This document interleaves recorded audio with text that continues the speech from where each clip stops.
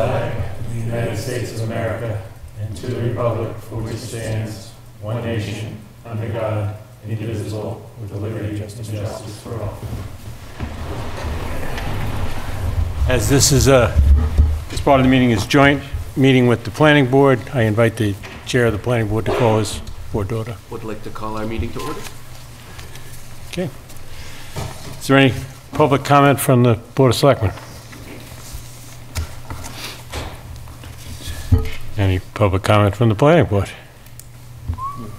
Any public comment from the public? No public comment. It's a great start. All right, I don't have any announcements, so we can get right into it. Our first agenda item is a joint meeting with the planning board to discuss the ballot question regarding prohibition of sale of recreational marijuana. And I assume one of you two is going to lead us. If you want to take it. It's all you, buddy. So, the genesis of this is probably about 6 to 8 months old. As those of you who have been following know, and those who haven't, I'll tell you, in March of this year, the Cannabis Control Commission promulgated their final regulations. And in doing so, they sort of solidified the position of 94G, which is the law for adult use marijuana, that communities that wish to prohibit marijuana establishments, any or all within their community, who voted yes on the ballot question number 4 in 2016, are required to memorialize it by town meeting vote and ballot vote. So in the planning board's initial conversations and research into what people in the community may want, they started reaching out and finding where people would want to regulate it, where they would want it located, and there was a reasonable amount of people who came out and said, we would like to prohibit marijuana establishments in the community for a variety of different purposes. And so planning board took that under advisement, and they had some discussions, and they felt that offering both prohibition and regulation was the prudent course of action, because what it would do is we would have a regulatory bylaw ready and in place at the time that prohibition was put forward, and it would give the residents the option to choose between prohibiting the establishments or allowing them in town under certain regulatory aspects, which the board is currently in the process of formulating. The discussion then turned to, do we put a question that prohibits everything as one big block, or do we do it as a series of prohibition votes that would allow people to sort of pick and choose? Maybe a retail establishment isn't appropriate for Lunenburg, but maybe a cultivation or testing facility is less impactful and burdensome and could be worked in a way that people felt was reasonable. So the board investigated when they could get it on the ballot, trying to do so in November, and that was something that wasn't going to work because it was a statewide ballot, and that's not allowed. So now the board is looking to to offer a series of prohibition articles and a regulation article at the May town meeting. And the board's here tonight to discuss with the selectmen about the potential of putting 5 ballot questions on the local ballot that would prohibit each type of marijuana establishment that could be permitted in town, and let the people choose through the ballot or through town meeting or some combination thereof if they feel that that's something that they would like to do. So you have basically a much longer version of that in your memo, and attached to that are the 5 questions. So the 5 types of establishments we're looking at are marijuana cultivators, marijuana product manufacturers, marijuana testing facilities, marijuana retailers, and marijuana transporters. Cultivators, pretty straightforward. They grow, process, package marijuana. Process being converting the raw plant into the product that you would sell. Product manufacturers take the raw product that the cultivator creates, they process it into tinctures, brownies, oils, any other lotions, manner of product under the sun. The testing facility is just that, it's a laboratory. All marijuana products sold within the Commonwealth are required to be tested. So there's these testing labs that function as a quality control and safety control. There's a secondary type of lab, which is an independent testing laboratory that works directly for the Cannabis Control Commission, verifying and double checking the results of the other testing laboratories. Marijuana retailer, that's where you go when you buy pot. They're only selling. They don't have to grow, they don't have to process. They can buy these products from these other facilities and retail them to the public. They're the only establishment that is allowed to convey product to the public. All the others are only allowed to obtain and sell to other marijuana establishments. And then marijuana transporter is in most cases going to be a license that's issued to another establishment, but there is a provision that allows for a non-marijuana licensed establishment to get a marijuana transporter license. So they'd be like Brinks. They would go to one secure facility, pick up the product, transfer it to another secure facility. There is a provision for them to store marijuana for short periods. So what the board is looking at is ensuring that the security in that storage would be similar to any of the others, and it would have to be within a building. We haven't ferreted out what all that will look like, but there was some discussion last evening about making sure that there aren't trucks full of marijuana sitting in a parking lot somewhere that could cause, problems for someone. And I think ultimately the establishments who are using the transporter wouldn't want that, but better to include it and memorialize it.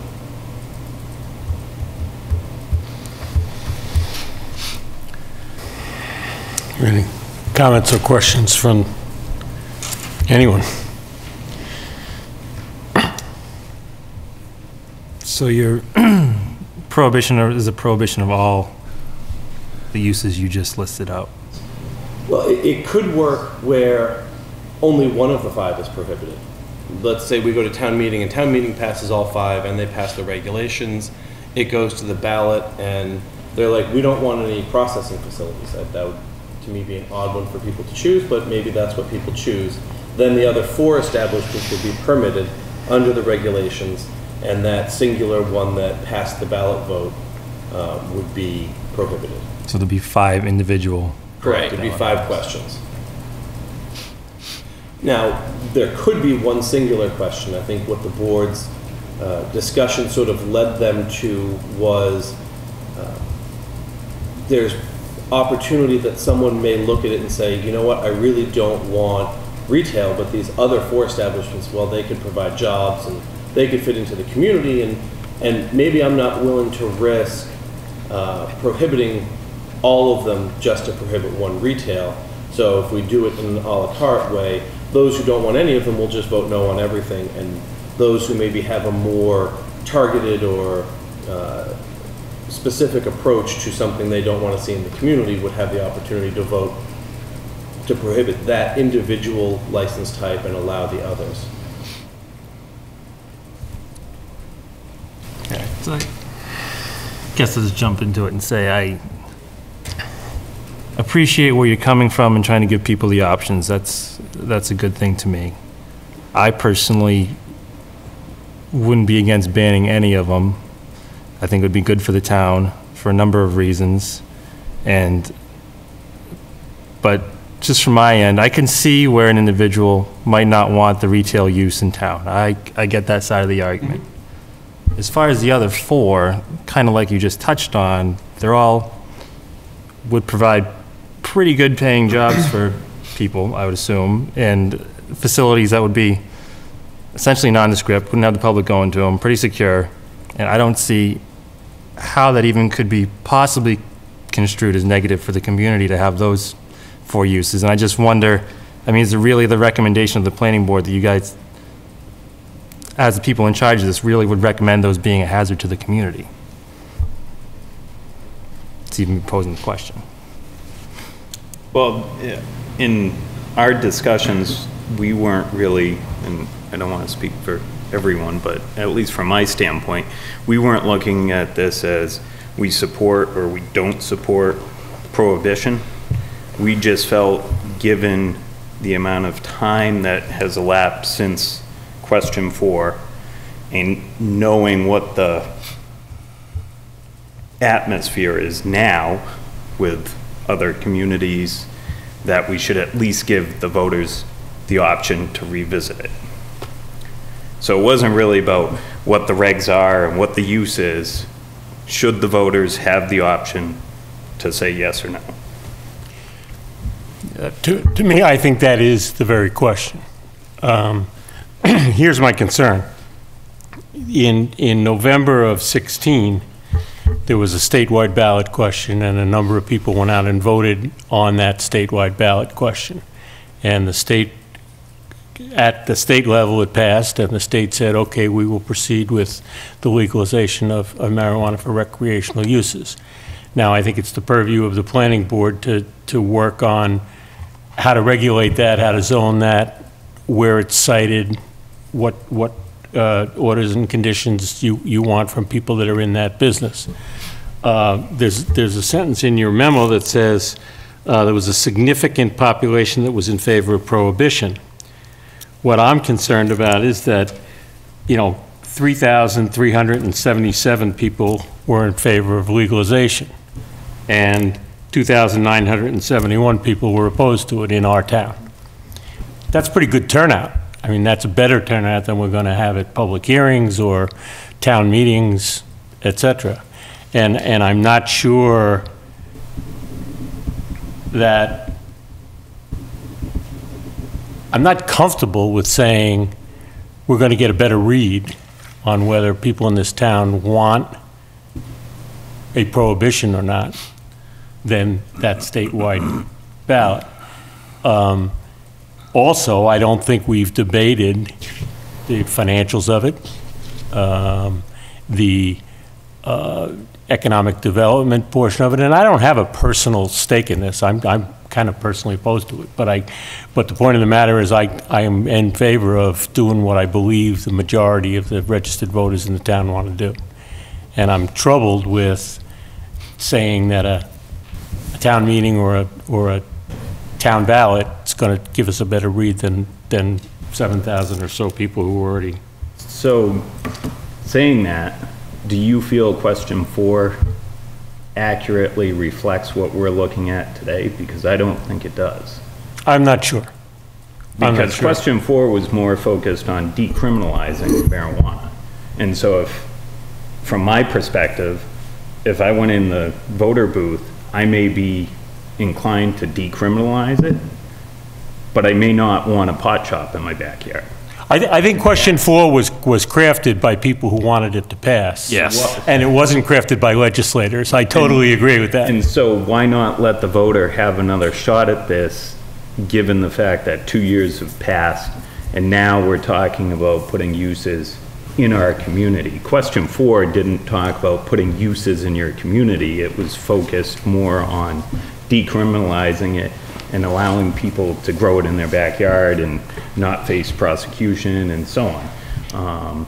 And if I was sure the same 6,500 people were to respond to that question, I'd agree tomorrow. I'm troubled with, I'm always troubled. We run a survey, or we run a charrette, and we get 100 people come out, and we somehow get excited about 73% of the respondents said, well, that's 73 people, out of 10,000. Yeah, oh, sorry. You can go. Okay. I got a whole notebook.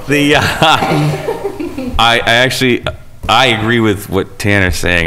The thing that I've heard on the street is that, initially it was, you got to decriminalize this, and I was like, yep, I understand your arguments and everything. I heard them all out. And then as soon as it came to the town actually implementing this stuff, they're like, they're going to put what, where? Yeah, well, right, exactly. Now it's a problem. So now it's an issue for a lot of people. They didn't read that into the initial question, and the initial question upon review actually states that towns may be able to revisit this when it comes to the town level, to see how they're going to implement it, and they may be able to vote on a prohibition of, I think it said on retail. So at any rate, that's what the angle that I was approaching this from, and my concern is not so much for prohibition of everything, but there are certain aspects that I think could actually benefit the town. But that if we don't do it this way, the citizens who are against this can easily just go put a ballot question on there that just prohibits everything. Bye, gone. So that's an issue that we have to look at logically and say, you know, can we control, you know, what we can control? We put the things in place, and then instead of just one ballot question, one question at a town meeting, we have 5 separate questions, so that it gives people to really be heard on the issue, the complexity and the whole of the issue. Yes, I like to see, you know, craft cultivators, but no, I don't want to see transporters, you know what I mean? That kind of thing. So it gives the people more options than you would see otherwise. And they don't need anybody's permission to put it on. So, and that's a good thing. yeah. I mean, that's a good thing. That's the way our town works. Yeah. Mr. Chair, if I may. First, I always find it interesting that marijuana is still illegal federally. Like, it's sort of just a neat thing to mention. And then I was going to bring up the fact that question 4 really isn't completely related to where we're at now. And so I don't think it's fair to go back to that, you know, and to reference an election that happened in the past to determine what we should decide in the future. I mean, I don't understand why you would not have a new election if we're like, well, that guy won the president election 4 years ago, so let's just bypass this one and let him have 8. I mean, it doesn't matter how many people participate. I think you always give the opportunity to people. And if 6,000 people or 7,000 people feel really interested in this topic, they're more than welcome to vote. We don't know what the number is going to be. You're projecting that people aren't going to participate, and I don't think it's fair to project in the future. I mean, I think you just got to allow participation and see what happens. I've always supported the prohibition. I feel like what we're dealing with marijuana right now is far more commercialized than people anticipated, and really what it is we're going to be saying if marijuana business is doing really good in Lunenburg, then we have a lot more people on drugs. That's the kind of thing I say to myself, like, wow, we're making a lot of revenue, selling a lot of pot, so many people are impaired in town. I'm really excited about this. I mean, I can think of, you know, other things that I would like to see develop in our economy. So many people are employed making those drugs that our kids are taking. Really proud of my town. So that's my personal opinion, is like, if this is the kind of business we want to see succeed, it's like, and now we have, you know, I'm really into like nightclubs, and maybe we can legalize other bad stuff and make money on it. So that's where my mind goes with all of this. Sure, we can make money off of drugs. Great. Well, before, can I just... I just want to, I wanted to respond to you before we... Well, I wrote my responses down and I waited for Yeah, I just want my to take them, So that's I'm fine, going to I'll finish let you it. finish, I just want to respond individually before Or before it gets lost. I said, Well, excuse that's me. why I wrote these down, so I could respond in my own I just moment. just to tell you, Katie, when you list off so many things, the things you said in the beginning get lost, and we don't It's just get that- adequately But to that's respond. why, I mean, these are We're my not going anywhere, we'll responses. be here. You can just, Okay, I know the preference Keep is for going. me not to speak. no, not at all, I just want to be able to talk to you, with you.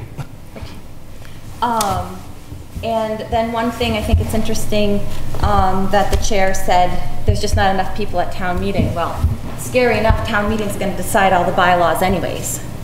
So to say like, oh, well, there's only going to be 200 or 100, they're going to decide how marijuana is in town anyways. So I think we should encourage people to go participate and let them be a part of the choice, and not look at that as like, oh, it's just town meeting. No, it's town meeting, and everything that rolls out is going to come from there, whether or not we put something on the ballot. And you also stated, Mr. Chair, that you have no personal stake in it, so there should be absolutely no reason to be objected to letting it go to a vote, because then we're not putting our personal opinion, we're giving it to the community, and I think that's the point of us being here. I really don't think that 3 people can sit here and say that we have no stake in it, and therefore we're giving no option for choice, because that feels like stake. Can we respond now? You're the chair, sure. Well, what I was trying to respond to was the sentiment that having successful marijuana business is not something to be proud of in town. The reality that I see, I know a lot of people who smoke marijuana, who use marijuana. It's not like they're upstanding, contributing members to society. They're not criminals. And the people who I feel use marijuana are going to use marijuana whether you have these or not.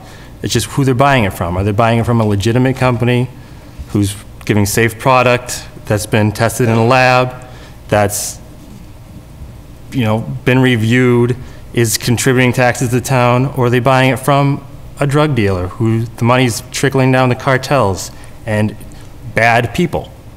So giving people a legal way to purchase it is, I think, a fantastic thing to make sure that money's not going to people doing bad things. And I truly don't think you're going to get a rush of new people smoking marijuana or using marijuana because of this law. I really think the people who have been using it are just going to use it in a legalized manner now. That's my feeling on that subject.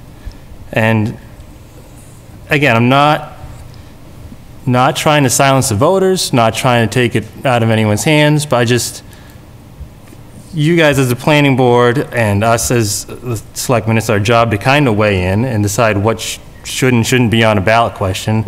And just interested, when you get up on the floor and present the ballot, are you just going to say we don't have a recommendation, or honestly, what would you guys, what are you guys going to say? Yeah, first of all, we can't put it on the ballot. So whatever opinion. Well, you've crafted this and put it in front of us to make a decision on, right? So you've put your decision to make, not ours. And I feel like we're falling into the weeds here with the discussion of pro and con. That's not the issue. The issue is that we didn't feel that question 4 accurately reflected all of the nuances that go along with putting marijuana uses in town, and we should give the voter the option to vote. I get, but what's your recommendation as the planning professional? Give the voters the option to vote. Do you think it's good for the town or not? They can vote privately about it. We believe that giving the people the option to either prohibit it or accept these regulations is what we're recommending to the people. So vote or don't vote, do whatever you want, but this is our recommendation. I think the role of the planning board, and I think you've done it very well, is to prepare for the eventuality that it may be legal and to make sure that the unintended consequences are considered. And I think you spent an incredible amount of time trying to do that. And in fact, you were able to get a moratorium passed so that in case, it was not prohibited, it was well regulated. Yes. In response to something that Mrs. Adams said, the last time we asked the voters was in 2016, and yes, the numbers do matter. And I do have a personal stake in this, in that I swore to represent the citizens of Lunenburg. Not 20 of them, not 10 of them, all of them. Not just the people on Facebook, not just the people that come to a public hearing, all of them. And I'm trying to make sure that we do that. So you're going to have to go to the people, and you're going to have to tell them why, question 4, the way it was worded, to say that towns, it said municipalities will have a right to vote on this when it comes to their town, how they want to implement it. And you're going to have to go to them and tell them, you're not going to get that vote. Sorry. So, that's on you. We're all here to represent the people of the town, but only in situations where they can't reasonably vote on something. You're not going to have a town-wide vote for every action you take in town, and in that case, we all represent the citizens. But in this case, we have a town election, people are going to be going. It's well known that this issue has come before the town. We've had 6 different meetings on marijuana. It's been well publicized. Everyone will know, and they can go to the poll and cast their vote. And I think if question 4 was detailed enough and got into all the nitty-gritty aspects of what this really meant, I'd have no issue relying on the 2016 vote because it was a good turnout and you'd have a good pulse on what people were thinking. But when you went to the polls and voted on question 4, it didn't inform you that you may have a pot shop in the center of town and you may have marijuana transporters with trucks full of marijuana driving through your community. And you also didn't realize how much other use was going to be around you. I mean, there's a pot shop. But isn't that the role of the planning board, to make sure that that is and we're done in a way developing that's the regulations, but protected? we're not here. But we, Yes, see, we to- can, to the extent that the voters want the uses in the first place. If they say we want the uses, then we've got the regulations to back it up. But if they say we don't want the uses at all, I think they should have the choice to cast They their didn't vote. say that. Jamie, we're a political board too. We could easily just eliminate this thing from the town if we wanted to. We could zone this out of town. But we don't want to do that. We want to give the people the options that we feel are, you know, that are their right, based on the question, the way I read it. That's the way it should be. But I don't know how everybody else read the question. I've heard, oh no, anybody who read that question would have voted, you know, it was clear and it was understood that this is what was going to happen. It wasn't understood by me. And I'm a pretty smart guy. I'm not the But smartest how guy many in the people group. have you but- heard that from? And I'm not, you've heard it from a very small percentage. Well, yeah, but I didn't put that out on Survey Monkey or anything Even if you either. did, that's not enough. Well, why would we be so afraid then to just find out? I'm not afraid of anything, Ms. Overwhelmingly, Adams. then fall off. they've already voted in favor of it. So, I mean, what's the problem with giving them the option again to say, yeah, we really do want it? I just think that we should be, the role as the planning board, of the planners of the town, if you think it's good or bad, you should have some opinion. I mean, I think just throwing it on there for, That the people should have another crack at it and cast a vote. Keep in mind that the percentage swing was what, 5% between pro and con? I mean, we were 53, 48 or 47, so 5 or 6%, that's not a huge margin when you consider the fact that now people are confronted with all of the nuances of the situation.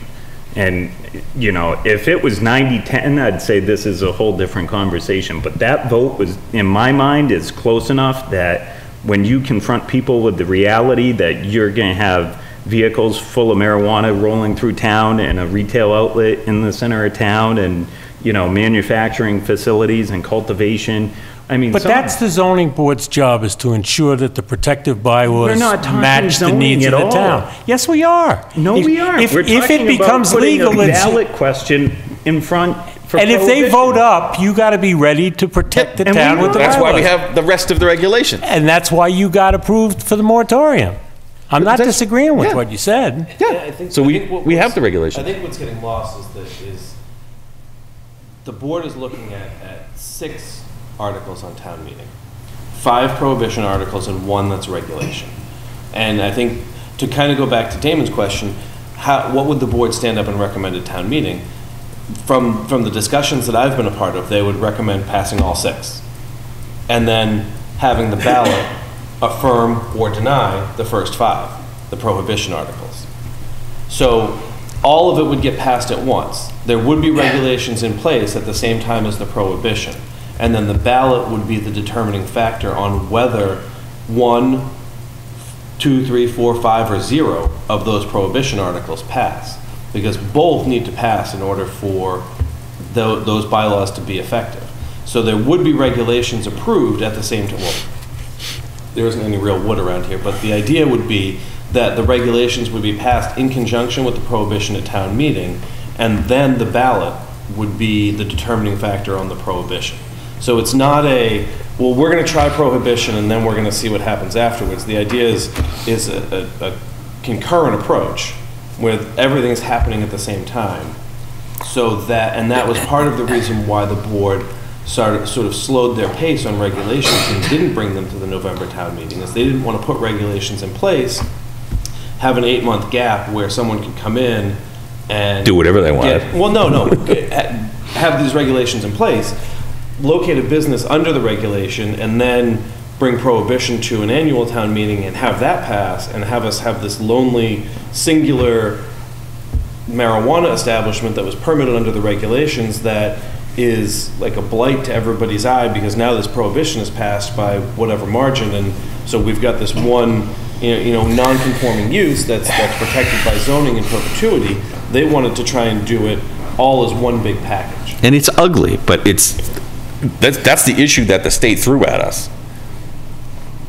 I totally agree with everything that Adam just said, and I'm in complete agreement with what my fellow members have said about it. I feel that the ballot question in 2016 was the state held up a big bag of pot and said, hey, and it was opaque. You couldn't see what was in it, but they said, this is pot. Do you want to vote for it or do you want to vote against it? And when we voted for it, they put the bag down, opened it up, and all this big industry came out of it. I don't think anybody had an idea. I certainly didn't. I had no idea. Now, since this has become public knowledge and we've learned so much about it, I honestly don't think that it is the planning board's place to have support or advocate for one or the other. What we have to do is deal with what the state has shoved down our throats, per se, and regulate it. Now, we have the option, because we were a yes town, we have to have the town meeting and we have to have a ballot initiative. If we were a no town, then we could just deal with it, I believe, in just town meeting. Yeah. Yes. So. But that's the point. We're a yes town. By 3%, one way or another. I mean, if it, Jamie. People get elected by 13 votes. Jamie, if it was 6,000 Really? people that voted, 6% is 360 people. Right. 360 people. More people than go to town meeting. Okay, that's a well-known fact, yes. Yes.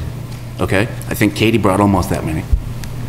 But the issue here is that I'm putting my personal feelings and thoughts about marijuana aside, and I'm trying to learn as much as possible about what the state is passing us down, and I'm trying to learn it in such a way that I can express it to everybody that I speak to and talk to and interact with, and gain their insights from it. And we don't have many people come to the meetings, and there probably will be a good turnout at town meeting because this is a hot topic, and I think it was very, very close, 3% one way or another.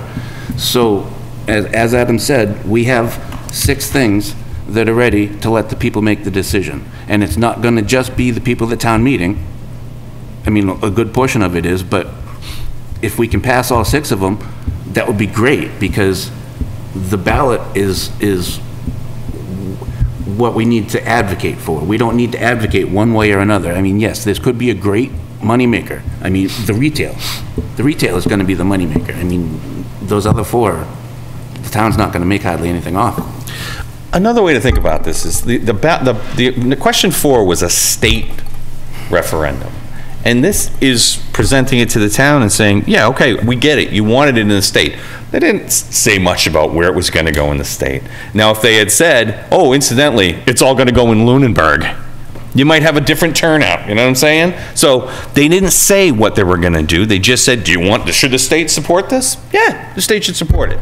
Now they're saying, should you support it on a local basis? Yeah, Maybe. but people should have a right to say, if it exists, and if it's legal in the state, and if it's going to open in Leominster and Fitchburg, Yep. and if all the negative connotations are going to impact Lunenburg anyway, we should have a stake in whether we want to garner some of the revenue that can offset some of that. Yeah. That's all And we're I'm saying. not sure those people are being heard. Mr. Chair, I went, with the exception of last night, I've gone to all of the public hearings for marijuana, and I can't remember the name, and I wouldn't use it anyways, but there was, I think, a retired cop that spoke, and he was very passionate against marijuana, and I think one thing he said is just because everyone else is doing it doesn't mean you have to, or you could be sort of ground zero for a better choice. So just because, I mean, you just said something along the lines of terrible things are happening in Fitchburg, but they're making money off of them. No, I We should didn't do say them that. here. I didn't say that. I think I paraphrased, but we could rewind and check it out. But what I wanted to say was, about 15 minutes ago, you spoke about really wanting to represent Lunenburg, and you take it very seriously. I spent a great deal of time as a citizen trying to approach the board, and I just felt, I mean, I was not well received. I was yelled at. I was told to be quiet and sit down. By our And- board? No. Oh, I'm sorry. No, I'm talking to the chair here. And so that's really what led to me getting more and more involved and trying to participate in the best way possible to not just bring my voice, but know that when people come forward, I actually want to listen. And so it's no surprise we're here tonight, and what you're saying is you don't want to listen to the community. I mean, to sit here and say our role here is to not let people vote and participate, the 3% in that state vote, I know a handful of people that voted yes and don't want a lot of activity in town. So real quick, you could get to that 3%. But we don't really know unless we ask. And I don't understand in any government situation where it's supposed to be a democracy and we the people, how we can sit in these elected positions and try to eliminate the participation of people. That becomes very non-democratic, and I'm not surprised. Well, I find it interesting that you want to ignore an election that happened already. You can't just have one election and then never do new ones. I mean, Well, you can't make your world works you can't make your forward. decisions on one person coming to a meeting and having an opinion. Well, I think the crux of this whole issue, though, is the vote in 2016 is significantly different than what they would be voting on now. That's my major hangup. If I felt that the question 4 accurately reflected what is actually happening in the state and in communities, I would have no problem relying on that vote. But the vote was close, and there's a lot of details that have come to the foreground, and I think we're really out of place if we decide we're not going to allow the voters to choose on that, because Tanner, I don't disagree with you at all. In fact, about 8 years ago, there was an issue on a right of first refusal where the selectmen did not let the town vote on whether we bought a particular piece of property or not. And this room was packed to the gills, and the selectmen got a lot of criticism for not allowing the citizens to make that decision. And I'm very much aware of it, and I was part of that crowd, and I very much wanted the citizens to have the voice. My only concern is that a lot of citizens voted already, and a small number of citizens at a couple of meetings of the planning board have recommended prohibition. I'm looking here tonight. This was on our agenda to talk about. There's nobody here to say anything. All right? I'm probably going to vote to put this on the ballot. I just want to make sure it represents what the town wants. I'm not sure I want to vote tonight. I don't think we have to vote tonight. I'd really like to get more of the town to come out and tell us what they want. At an election. Well, yeah. They had an election. Yeah. I don't think you can just But we've ignore been through that. several times, that election doesn't represent what is. It's the before. only one we got right now, You and it's a can't lot use- more people than you're going to get at the next You one. can't use a data point that is apples and oranges. You can't say we have this data that suggests something that has nothing to do with what we're working on. well, and It's- we've reflected on that election, and knowing that the vote was so close and there's so many differences between today and what was voted on in 2016, I don't think anyone can bank on the fact that the vote is going to be against prohibition. I think there's enough doubt that you need to go back to the voters and have them revisit it. We had sources of information that was beyond, we had the chief of police come in and talk to us. We've had ex-police officers talk to us. I've asked people all over town what they think. We're not just dealing with one or two people who come in and are very vocal. There are a lot of people that we touch base with. I know I do, and I'm pretty sure they do too. So I'm not saying that we have the pulse of the town, but it's significant enough in what we do in reaching out to the town that we feel that this is, it's supporting the ballot initiative on it makes sense to us because we want to give everybody that option. Just want to make sure. Rather than just be, in my opinion, not saying that you are, but in our being dictatorial and saying this is what's going to happen. We don't want to be that way. We want to. Just want to make sure you guys understand what I'm saying. I really don't see myself getting in the way of you putting this as a ballot question to let the people decide. I just think if there's any 5 people in town who should have an opinion and be making a recommendation, it's the planning board. I mean, it's just. If I gave a recommendation, it would be my personal recommendation. As a planning board member, this is my recommendation. Vote on this, vote the article in, and then go to the voting booth and tell us which ones you want. That is our recommendation. That process is what we've put before you, because that's what we're recommending. But you don't have any, again, I get your stance. My comment is, I would think that there's, as a town planner, there's going to be some impact that you see on the town, good or bad, and I would think you'd want to express that to the town rather than just throw it up. Well, I do, and I think that that's a good point. But I've been cautioned that, in many different areas that, that's not really my place. My place is regulation and to, just do my job and then, don't influence people one way or the other. And I get that, but I've lost my train of thought now where I was going with this.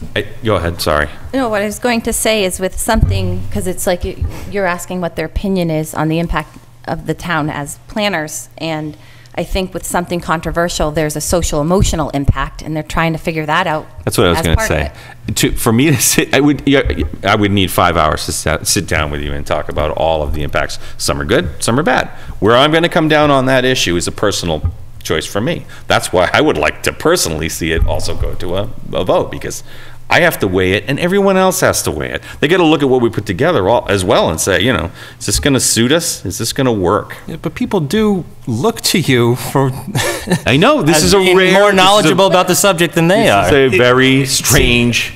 I would actually argue the opposite. I would argue that people look to us to be non-biased and not have what I'm hearing. Opinion and not inject our own personal thought process into And this. who's planning the town?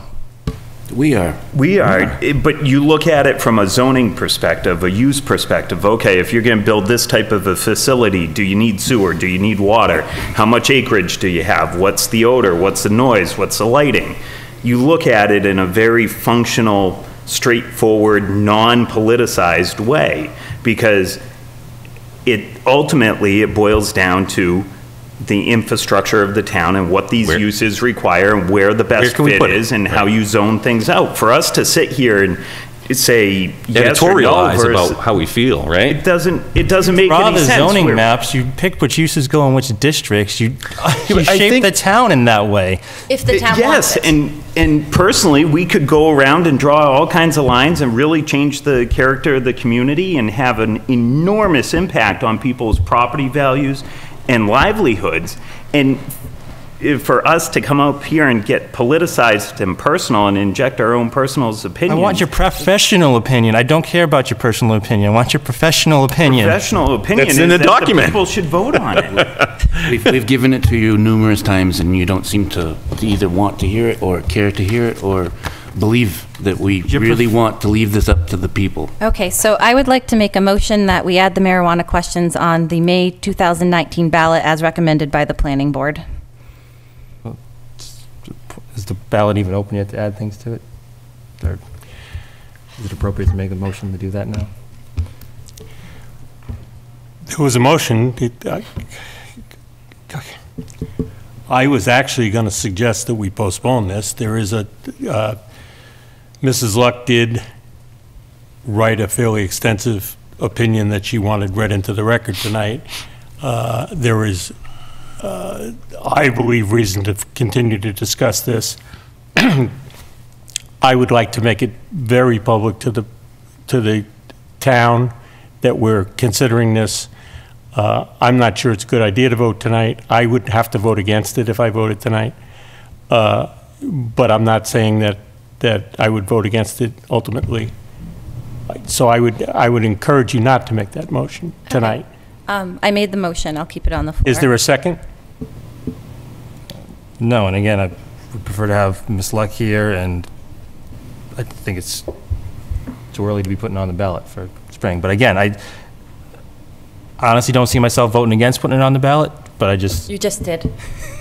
No, he didn't. I just didn't second the motion. Okay. I would like to put this on the agenda again when we have our full board here.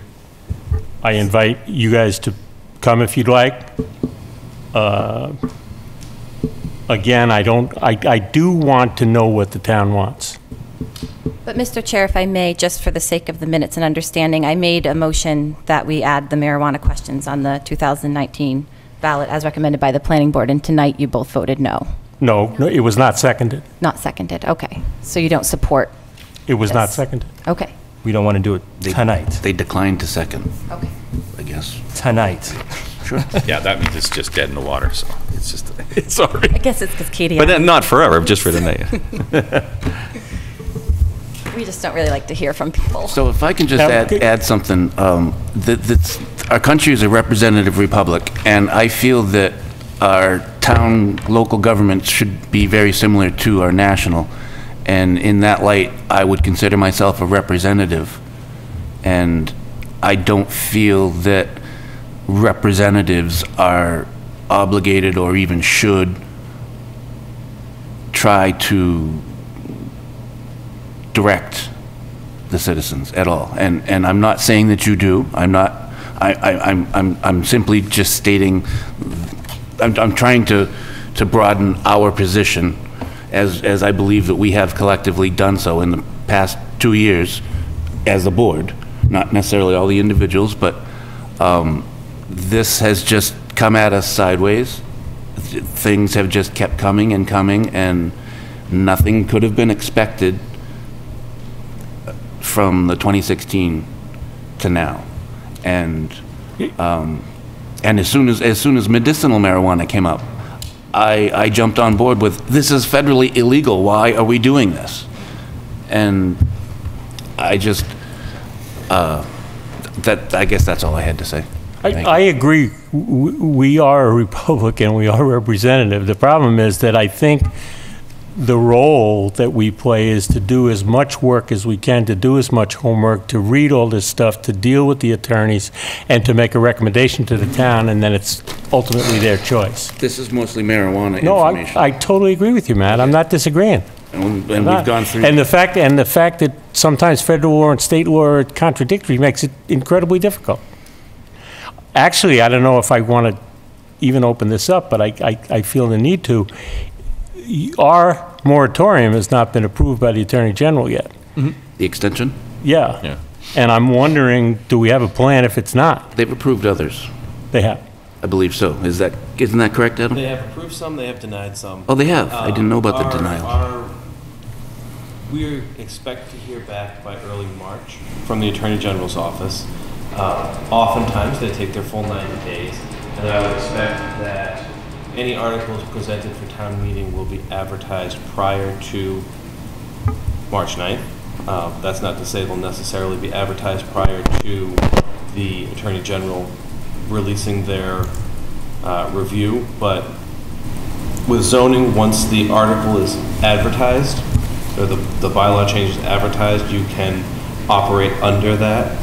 So if the 6 articles as originally intended were advertised, we would be in a place where we were still up in the air, and I would expect that we could operate under the moratorium. I haven't had a conversation with town council about that, or we could operate under the prohibition or the regulation, and it kind of gets into a gray area, and I think it would, if we were to receive a request from the Cannabis Control Commission to whether or not we could permit a site, it would be questionable, and I think that they would have a hard time doing that.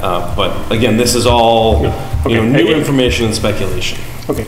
But the fact that we would have regulations. Correct. We intend to have the regulations. The process yes. would probably protect us, Yes. at least through some sort of challenge. Yeah, exactly. Good, Yeah. good. That's, In the very short term. Well, not only that, let's also not forget that the state has considerable amount of base regulation, They do. considerable amount.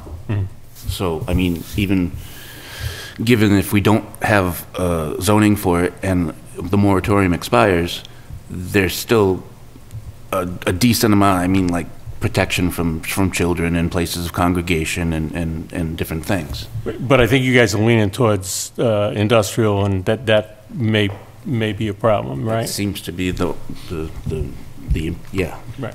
without the regulation and without the moratorium or prohibition in place, you're correct. That would be, it would check to the nearest logical zoning definition within the table.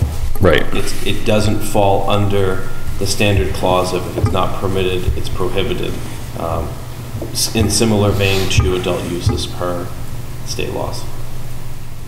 And the primary reason we chose industrial, just to bring you up to speed, was a lot of our commercial space is not purely commercial. There's a lot of residential uses mixed into our commercial district, and so it just didn't seem appropriate or really feasible if you follow the buffers that most communities are giving.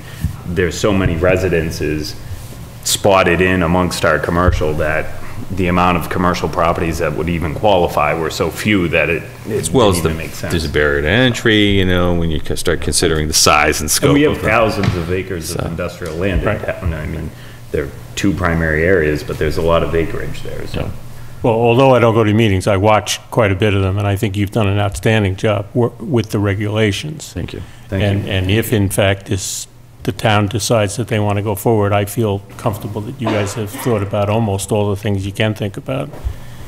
We're getting there. There's a couple of challenges yet ahead, but. Is there anything else? No. Is there any comment from the public at this point? Please.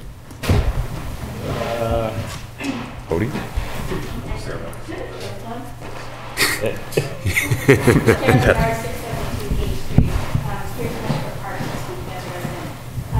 I agree with everything that Ms. Penny said. I have watched these meetings in and out. I think to bring it to a ballot question is of utmost importance. I was one that voted yes on question number 4. When you read question number 4, it says right in there that the town could bring this to a vote in the town for different aspects. And I think that's important to remember as we move forward on this, that there are people like me that voted yes on this for different reasons. And I have never had a discussion about this with any of these members. So I am one person, and I know my husband hasn't either, that's sitting here tonight saying to you, nobody's ever talked to us about this, and we both have very strong opinions on question number 4 of 2016, and feel that there were parts of it that we supported and parts of it that we didn't. But we didn't expect for 100% of it to be brought into Lunenburg when we voted for it. So I do think it's important for it to go to the ballot and let the people have a choice and the people have a voice in it, because we don't all come to these meetings. And we don't all come to these meetings, and I'm gonna be very clear on this and very frank, and you're not gonna like it. There are people that don't come to meetings because they don't like the way that they're addressed. And that is a horrible thing for me to think of, because I want to be able to come to every board.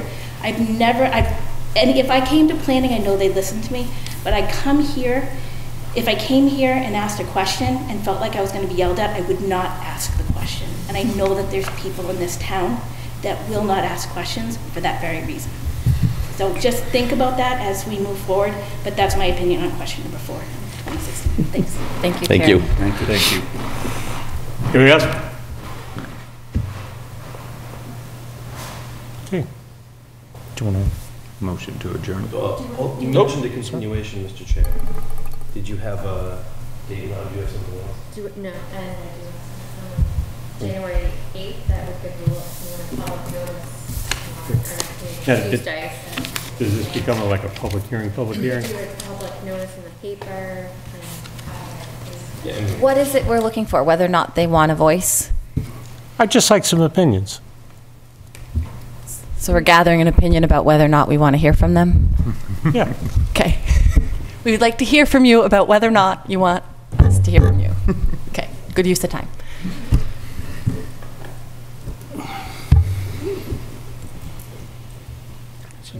January 8th.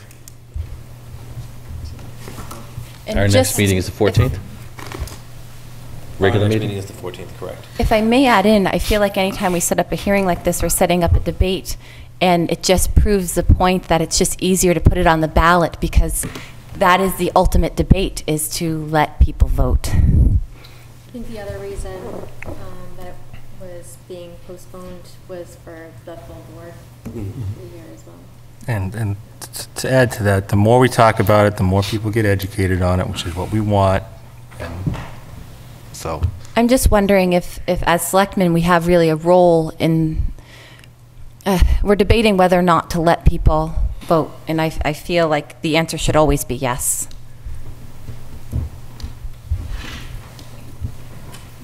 I know the planning board, this wasn't on our agenda, but I just wanted, it was, on ours was the capital plan. Yeah, we've- Council was that they would adjourn. We don't wanna and then talk. they could participate in. Okay, I just want to I'll make a statement, just, that we're gonna table that discussion, because it was really meant to be with the planning board, to get your input, and, how to move forward, so that will be tabled tonight. Which, by the way, is fine with us. I mean, the whole idea was you were going to be here anyway, and the budget discussion was what was important. It was not our, it was not our agenda, it was the town managers, and we just thought you'd be here, and it was a good idea. We absolutely, I think we all understand that. We just don't want to comment at all because it, That's fine. the agenda. Okay. Motion to adjourn? Second. Any discussion? All in favor? Does that have to be roll? I don't think so. This Okay. is just a regular meeting. Well, just because it was a meeting thing with the... oh, sorry. Aye. Aye. Thought it was implied. Thanks for having me. Thanks very much. Thank you. So our next meeting is a joint meeting with the Parks Commission.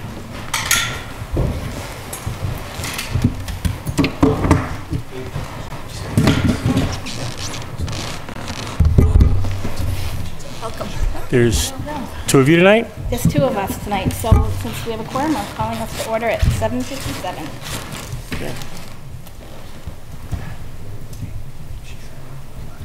Do you want to also invite? Yeah, Jack should go. The DPW director? Sure. I invite the DPW director to join us and the skate park committee. We're at your service. Come on up. Sorry. Thanks. You sound better.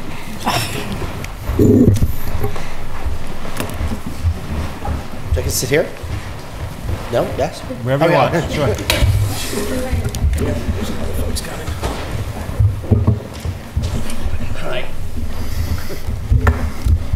Welcome. So, we called this meeting, essentially, I attended the Parks Commission meeting last week, and they had on their agenda the topic of the skate park project, and addressed their concerns with the project, and at that time thought it best we discuss this as soon as possible, with this being the next available date, we could get the two boards together. So it's really the Parks Commission, if you want to move forward with your concerns. So just to give a little bit of background history on this, the Genius Project students approached us, I believe it was February, Joey? February? Aiden, rather? Yes. February. So they came to us in February with an idea for a project. At that point, it was just students making a presentation, and we absolutely supported it. It wasn't something that we were against. At the time, I believe the money figure was something like $100,000, and it was no discussion on size, a location hadn't been decided. And then as the months moved forward, the project got bigger, and then you folks agreed to a piece of property for them to use. And we met on last Thursday, and we're concerned. We're greatly concerned. It's now a 10,000 square foot skate park, which some people would call a destination. It's much larger than we as a commission would like to see. The location of it's concerning for all three of us for a variety, or not so much Dennis, but for the two of us for, I think, different reasons. One of mine is parking. And we're just here tonight to try to sort some of this up and have a discussion over and make sure everybody's on the same page so that we don't have this group of kids and adults moving forward with this massive project only to have us say to them 6 months from now, this is not what we want. So that's sort of where we are. Okay. Can I put out on the table just a couple of facts real quick? Sure. So when we did meet with you in February, you were the first group that we did speak with. We went off and did our assessment of the town, the demographics, the use of the facility and came up with an area of 7,500 square feet at a cost of $250,000, and that was just a rough approximation. So that was the line we drew in the sand to begin with. So we're basically still in the ballpark, except that the costs have gone up because our initial estimates have been low.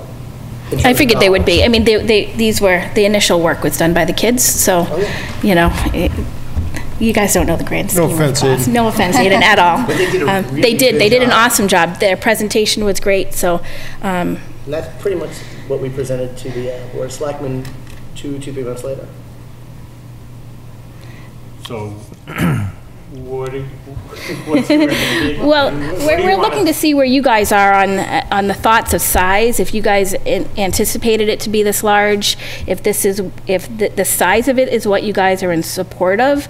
I mean, my preliminary research in the past week or so is saying a 10,000 square foot skate park could support a population of 25,000 people. That to me is huge, and although I like our surrounding communities and I like when they come in and use our facilities, as a park commissioner, I'm here to represent the people of Lunenburg, and my job is to deal with parks-related things to the people of Lunenburg, and that's where my first concern is. To be governing hundreds of people that could be coming in from out of town, I'm just not sure we as a 3-person board right now can support that, nor do I think that we have enough manpower within the DPW at this point to be able to support a massive project. So I guess I'm looking to see where you guys are, where you stand on this project as well. Well, for me, I'm obviously interested in what you guys have to say. As far as up until now, I've been kind of more power to them, whatever they want to raise money for and put together on themselves, because they said that's what they were going to do. I was going to support them fully, so. Just so everyone understands, in terms of size. Anthony, why don't you grab one of these microphones? Sure. Thank you, Jack. So in terms of size, because when you say 10,000 feet, a lot of folks are like, how big is that, right? So do you have an acre. Pardon? It's a quarter of an acre. Correct. Do you have the board? So we overlaid the proposed size. Again, this is just a line in the sand, right? Like I said the other day, tell us what to build, and we'll gear gun towards that. If folks in town understand, have seen the size of Kids Kingdom, it's effectively the size of Kids Kingdom, right? Just obviously with a slightly different purpose, or a very different purpose. So Mr. Roy has overlaid the approximate dimensions of the facility. And this design that you're looking at isn't set in stone. This is just a design that was floated by the team, by one of the park designers that we liked, and we liked it the most. We've showed this to hundreds of people now, and we've done, A/B testing, and they're like, oh, that's the design that everyone prefers.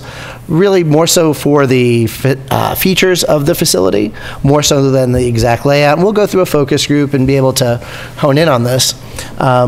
But can folks at home see the picture that the selectmen are looking at? On there, no. Okay, well, that picture, it's on the skate park Facebook page, but it's the most popular design, and size-wise, that's generally what it looks like. So you see there's ample green space all around the facility. As you start to shrink that, some of the obstacles and features of the park become unusable because they just are too small, so we'd have to rearrange it. So, Why don't you give, I don't know if people can see it, but give us a frame of reference for it. sure, Greg, can you point out, orient folks on the diagram, what they're looking at? Yeah, sorry, Memorial Drive, the senior center, it's right here. This is the Passios building. Library's right here. Kids Kingdom. So it'd be just downhill, I guess, from Kids Kingdom, in between the Passios.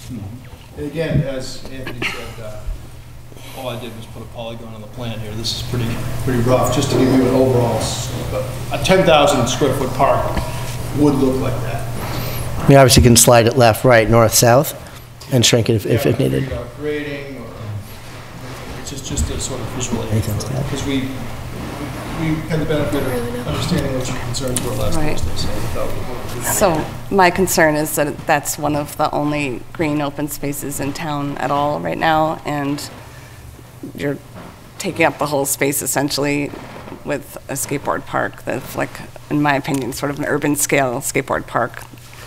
It's not really urban scale, but it's about 2,000 square feet too big yeah. for this town. Right. Right? It's double the size of the one in Gardner, correct? In Gardner? Yes. Yeah, that is double the size one in Size Gardner. in Gardner Right. is a population of 38,000. And they underbuilt that park immensely, right? They just didn't have the facilities to do it.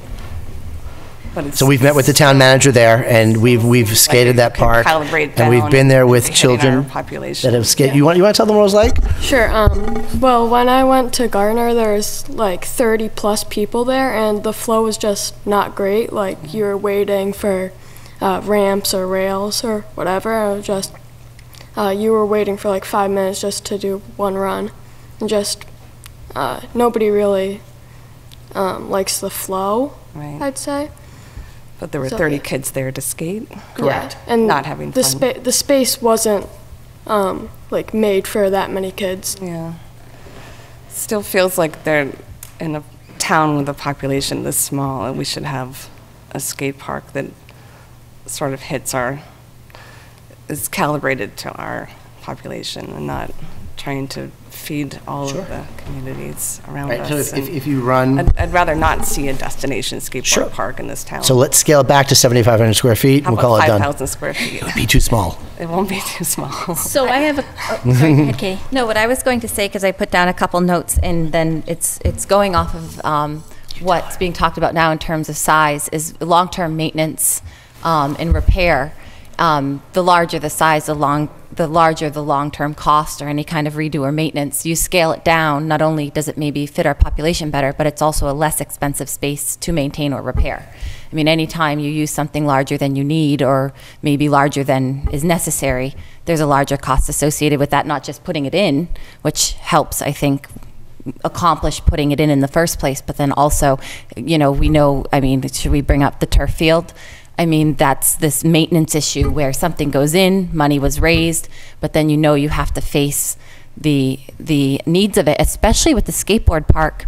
If anything happens to it, that becomes like a liability issue. There's some type of crack or problem or failure that makes it dangerous to use. It has to be repaired. Do we have a plan for repairing it? And so my overall thought on that, and I have one more thought that I'll do, is just scaling it down scales down any long-term costs. So we might want to look at condensing it for the sake of just always being able to maintain it. And then on the topic of green space or open space, when I sat in the audience during this, because I wasn't a selectman at the time, I thought of the Easter egg roll or any use of this green space, even if somebody goes to Kids Kingdom and somebody wants to play Frisbee or something. I've been a huge advocate for green space and open space in town, and you see it just it sort of densify itself.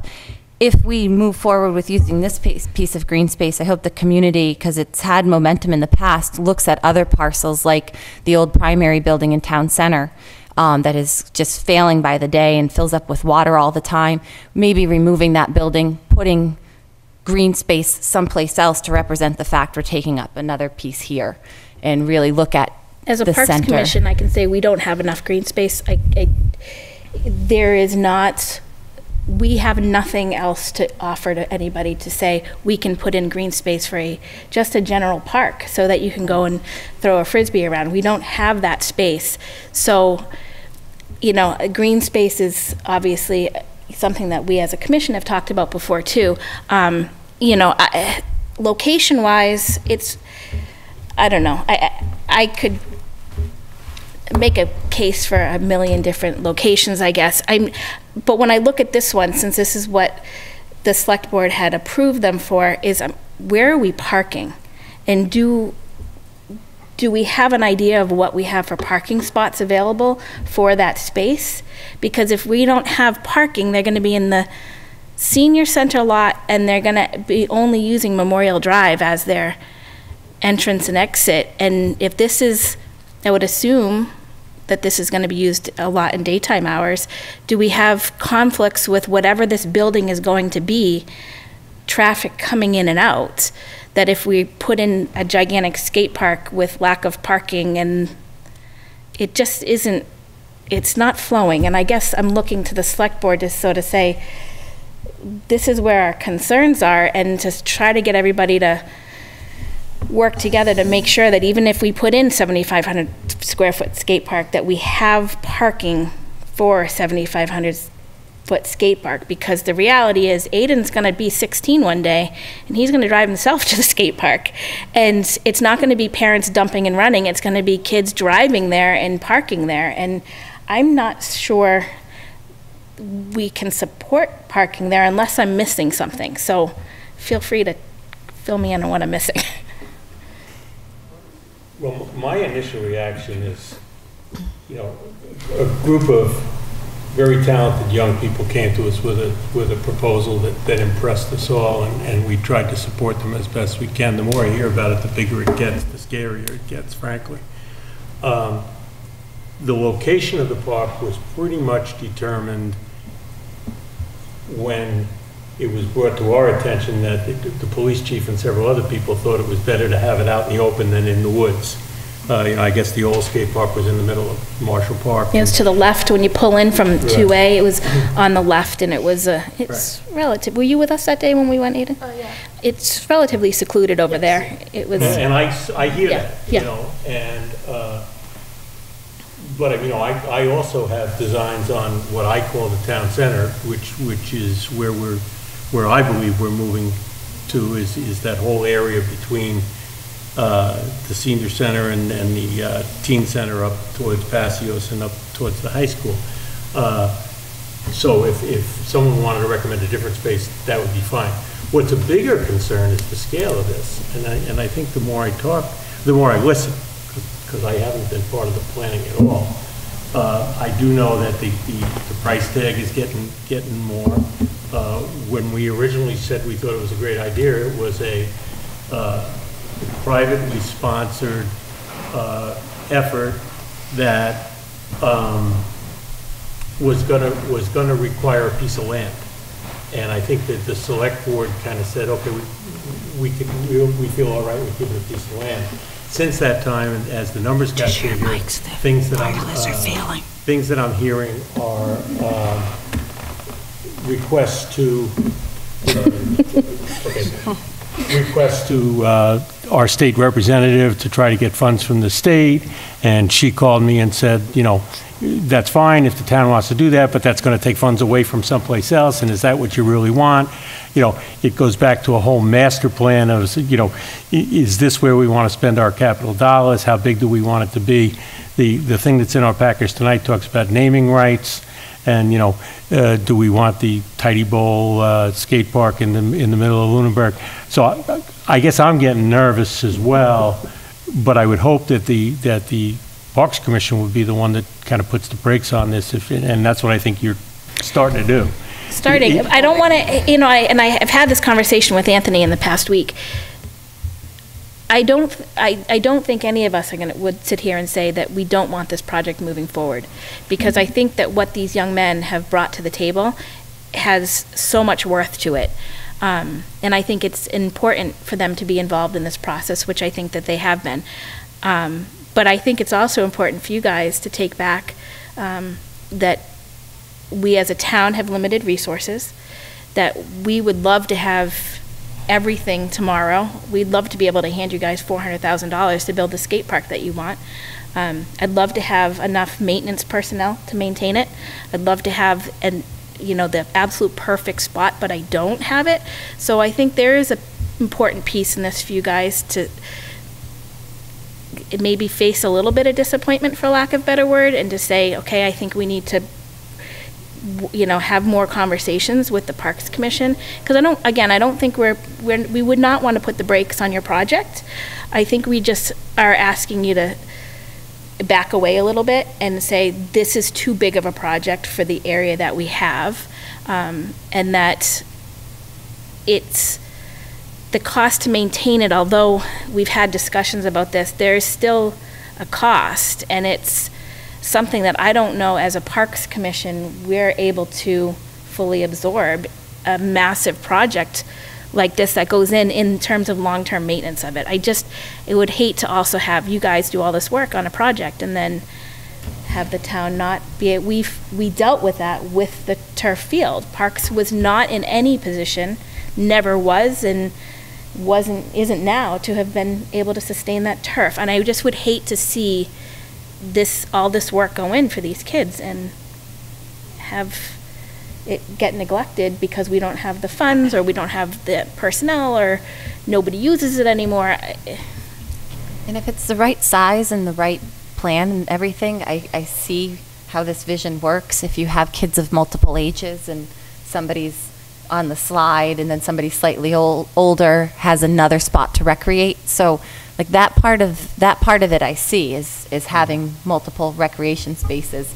But I think it does start to trigger this overall open space, green space, what goes where and what impact does using a parcel have on another.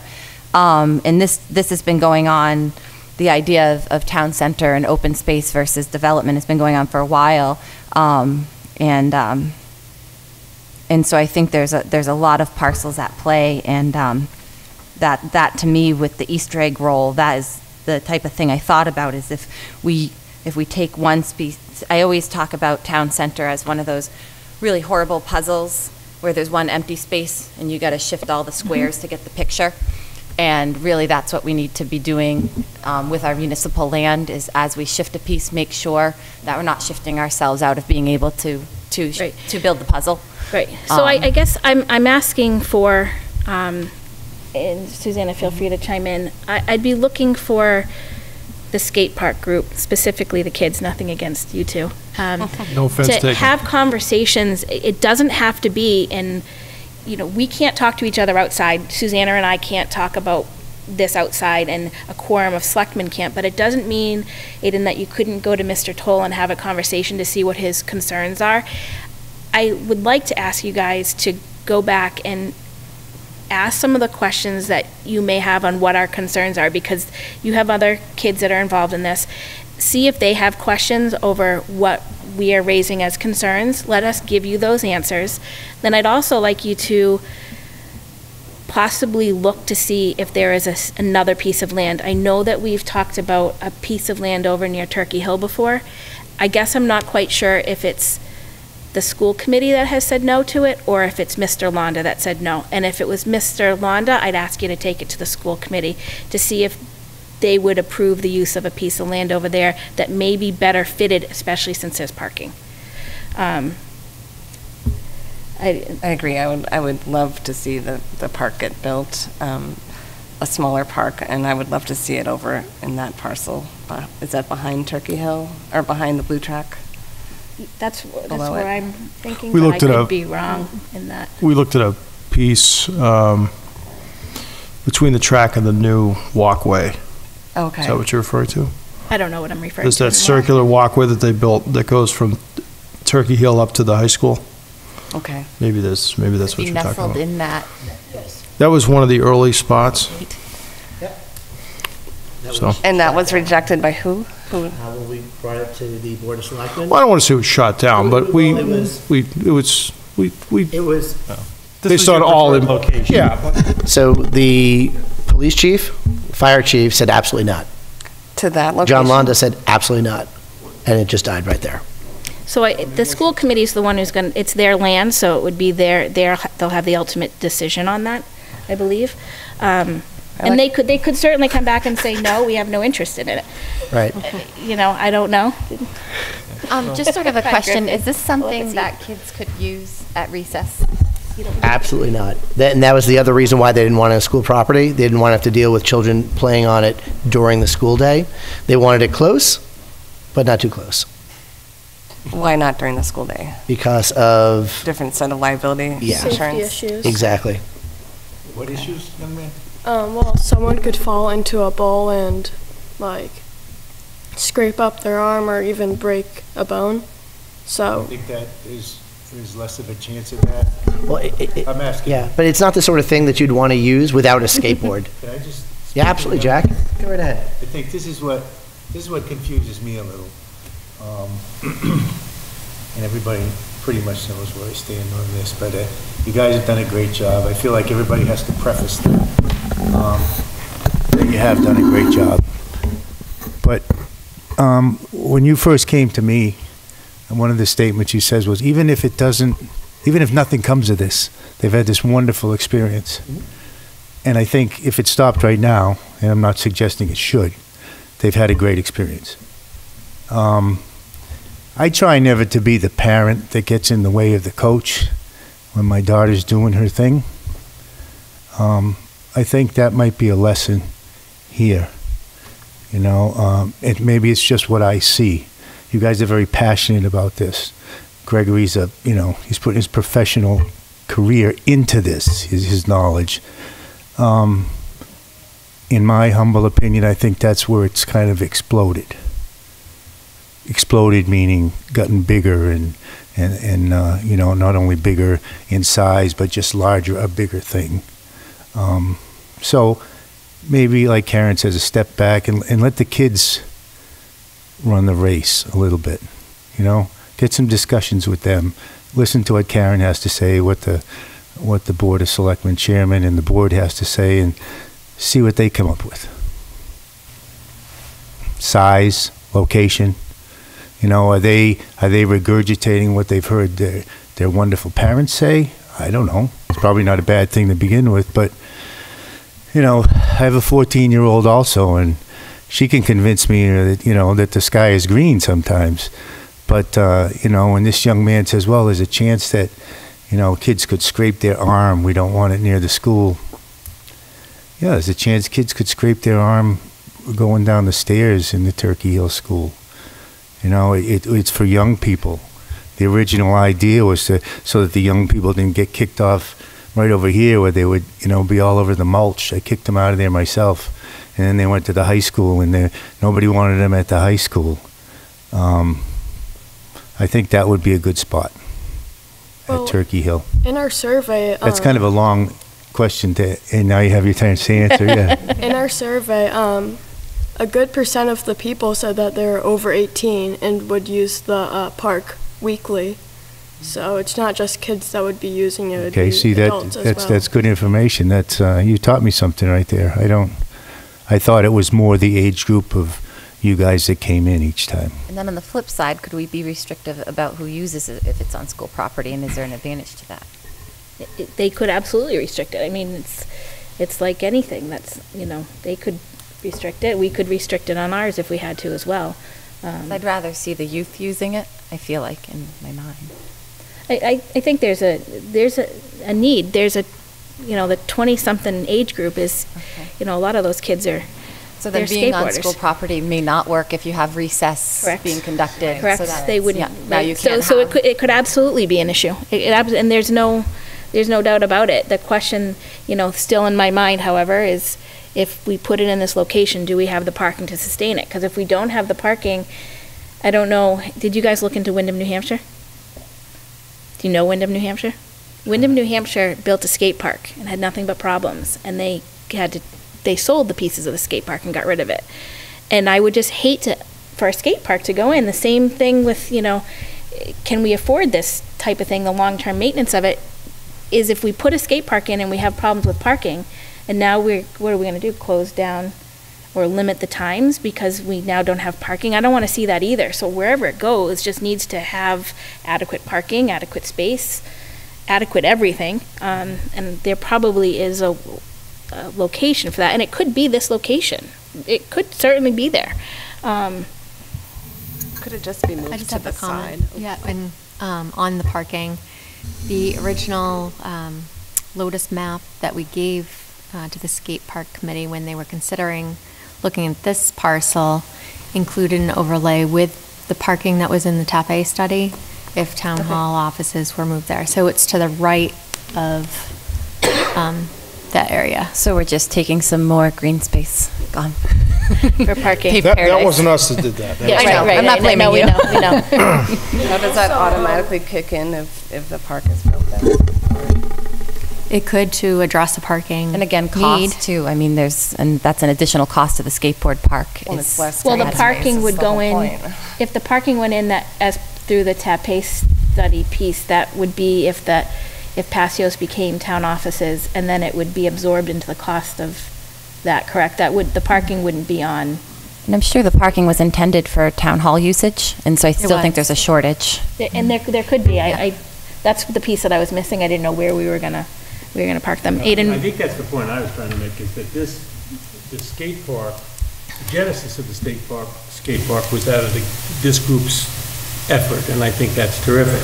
It's not part of any master plan, whether it be the reuse master plan or the master plan or any other thing. There's no money put aside for it. There's no capital put aside for it. In fact, to be quite frank, we had kind of talked about it that the less the town had to do with it, they may be able to do it without having to build it under prevailing wage. The more I hear, the more I think the town's more and more involved. I would say if the town is that involved, it has to come almost totally under the purview of the Parks Commission. Regardless of who owns the land, we do a transfer or whatever the case may be. And that changes the complexion of all of it. It does. Right. And where it's located is, it was located there because they asked us to give them a piece of land and then get out of it. Right. I mean, so what happens if they reduce the size of the park? Does that? I would ask you. The dollar size. I think that the more formal this gets, the more it becomes purview of the Parks. Right, and so that's where the biggest, that's a concern, but it's also, that's a prevailing wage concern for them, a concern for us in general, but that's where this is different from the project that went in over at Wallace when they did the playground. That sort of, a resident spearheaded that. Yes, the town ended up funding a portion of it, and they did all the legwork with a plan, but it was a very short timeline, and it was. But there was a park that was there. And exactly, so they were replacing what was there, and this is like starting all over. This is like taking, clean land, for lack of a better word, and building upon it. I'll just add the conversation. Yeah. I don't feel like I'm nearly as concerned as most of you guys have expressed you are. I still think it's the best location for them safety-wise, just visibility. If somebody does get hurt, they can be noticed and get help. I wouldn't try to steer them away from that spot based on all the things that they presented to us at the first meeting. But one of the things I suggested before, and I'd be interested if it addresses any of your concerns, was I suggested potentially picking a design that can be easily phased. So it could start small. That helps them with their initial fundraising, helps us address the concerns in an incremental fashion, see how it actually plays out. Say it's taking away green space, but there's a lot of green in their plan here, and it's more of an active concrete, Damien. It's all they have plantings around it and trees. It's active recreation versus passive recreation. Instead of green space, we could say open space, because I'm thinking frisbee. But again, it's going to get a heavier use, a more beneficial use to the kids of the community, young people of the community, than the field does now. Would there be more users, you would think? Well, let's put it this way, if Parks had known that this space was up for grabs, for lack of a better word, I think you would have heard from us a lot sooner to say, we are short on field space. That's no, amongst and just open space isn't assigned to a sport. Right, just something for people to go to, sit down and read a book under a tree or throw a frisbee or whatever. We don't have it. So yes, I agree with you that, passive recreation is, and active recreation, it's all important. I think it is a big concrete structure and a piece of green land. It is what it is there.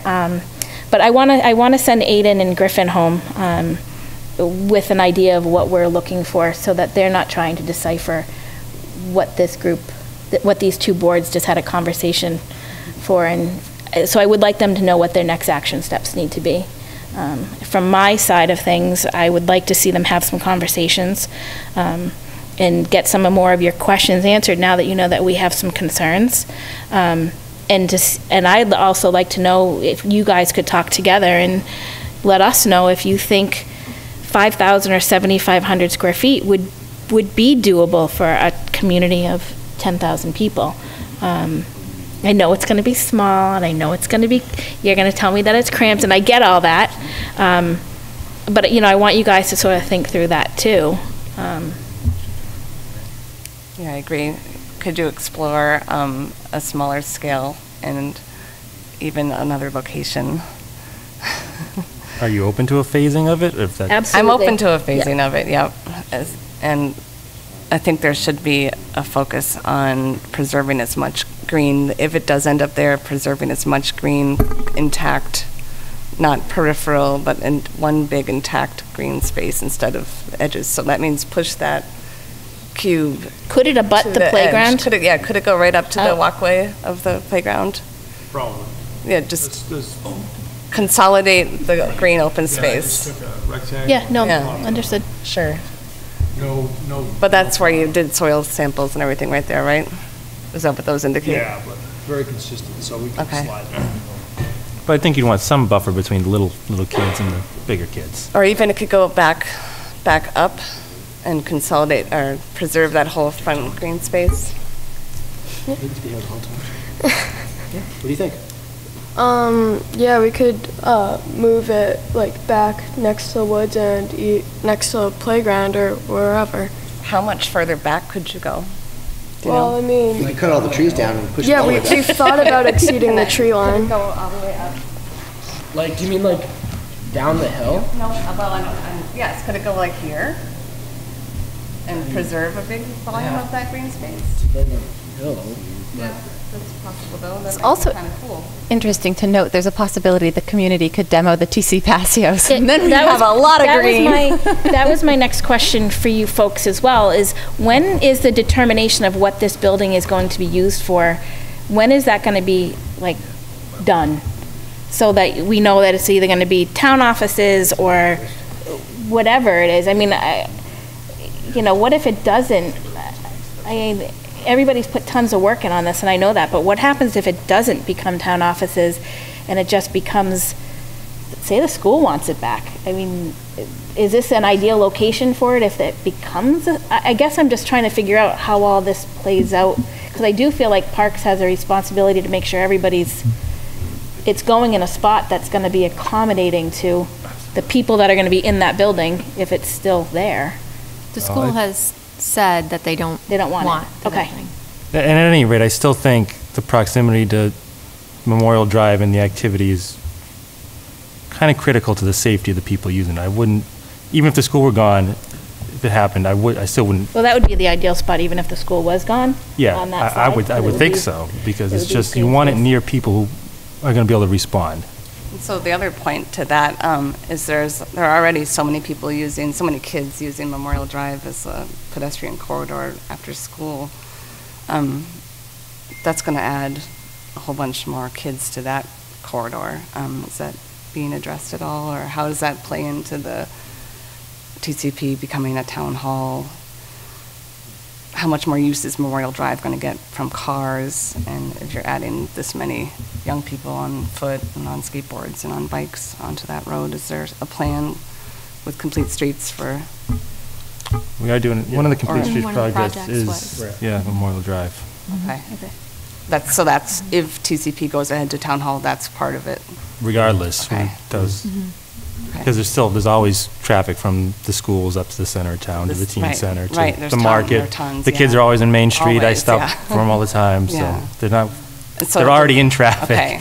But yes, we want to limit that, So do doing a safe the way. numbers get tipped or anything with a 10,000 square foot or 5,000 square foot skateboard park getting added to the mix?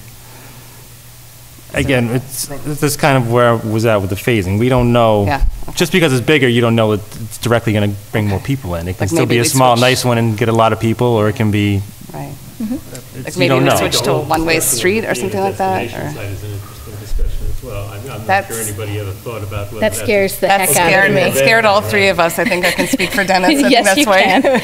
You I can. think it scared us when Anthony presented that on Thursday, that it was a destination park.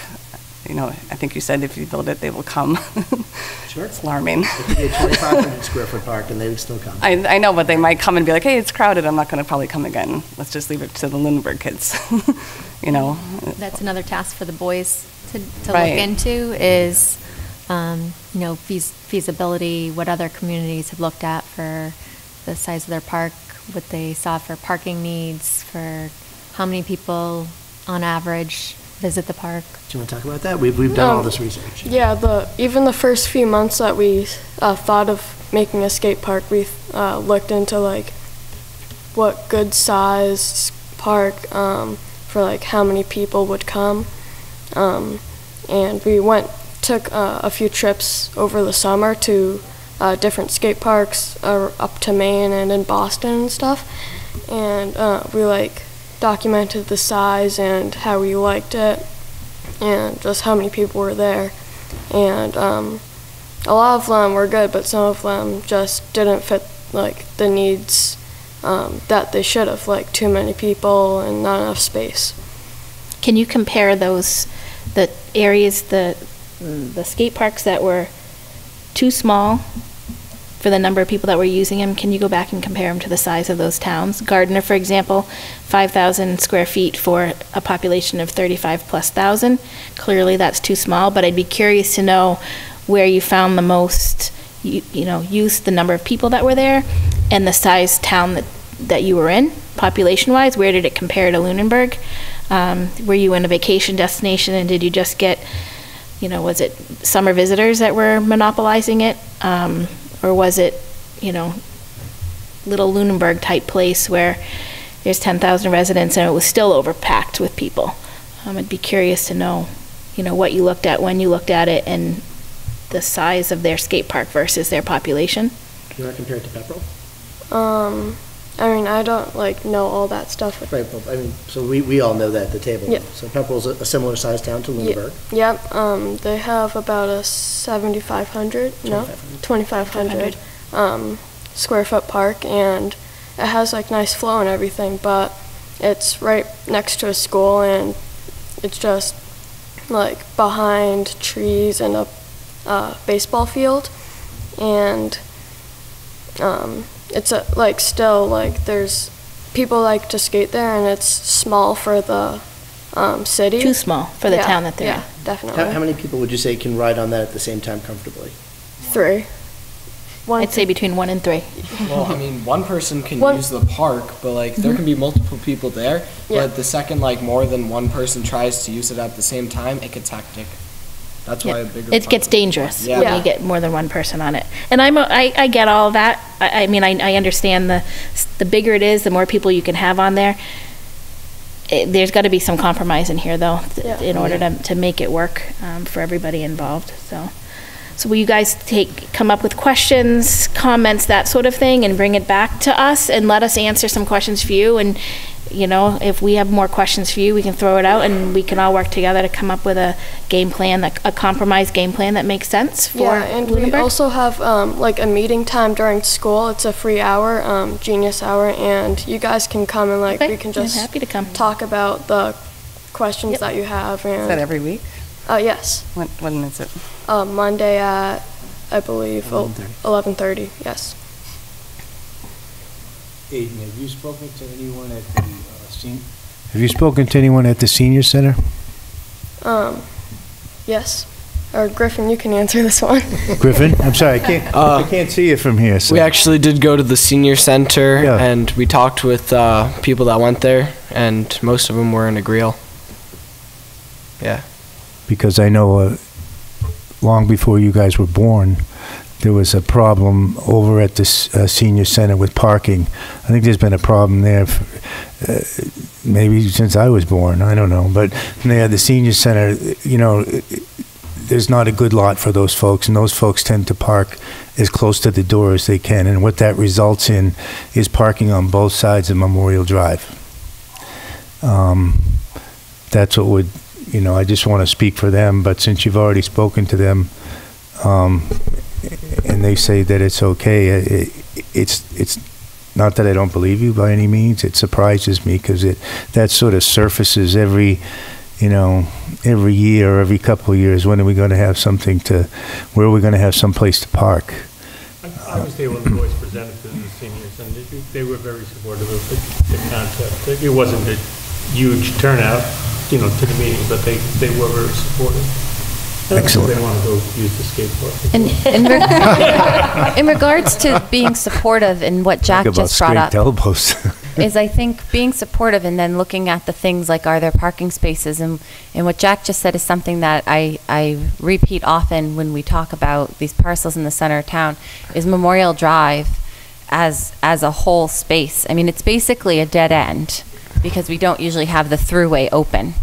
And it's a recreation spot, which is why I can see this here, especially if you have, you're going out and you have, 5-year-olds, 8-year-olds, and 12-year-olds, and you can all go to one space and play and recreate. So I can see it being there.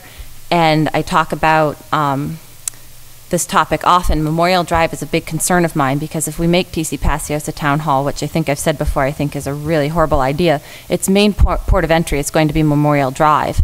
And when I've brought this up before, when you talk about things like the senior center and using that sort of dead end space as parking, they really do, and they cross the street sometimes slowly if necessary. And so Memorial Drive is this quiet, recreating, dead end space. We put something like this here, I think it works. I think we add more parking. I think it benefits Kids Kingdom, benefits the skate park, benefits the senior center, but I don't think this should be a port of entry to a town hall on school campus.